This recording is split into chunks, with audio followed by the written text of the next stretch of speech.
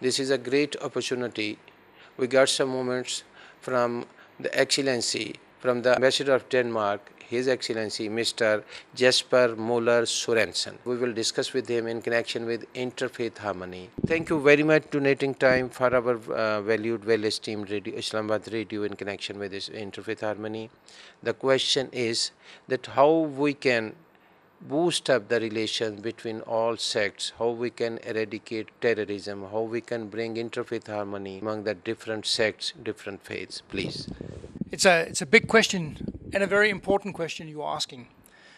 My point of departure is that we live in a world with different faiths, with many religions, and the most important thing is to respect and to be tolerant about our differences. I think when you look at the major religions today, there's actually more that is in common than is different between the major religions. It's about how do you treat other people? How are you to your neighbor? How are you to those who are without resources, to the poor, to the disabled, to the elders?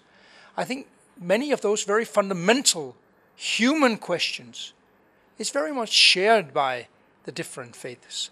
Then there are some areas where there are different interpretations, not only between the religions, but sometimes especially within one religion. And this is where differences often emerges. My personal point of view is that the most important thing that interfaith dialogue can do, can try to promote, is a space for that dialogue to take place, is a platform where people of different religious views come together and understand each other, talk to each other. When you're standing on each side of the road shouting at each other, then differences emerges. When you sit down together, across a table, look at each other in the eyes, there's a much more that actually is in common between the religions than is opposing. And I think that's very fundamental.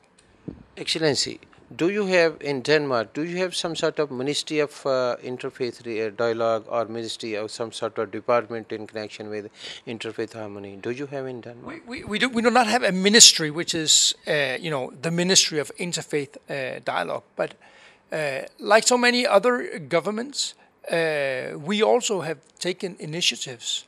In Denmark today, as you know, we have people of different faiths living in Denmark.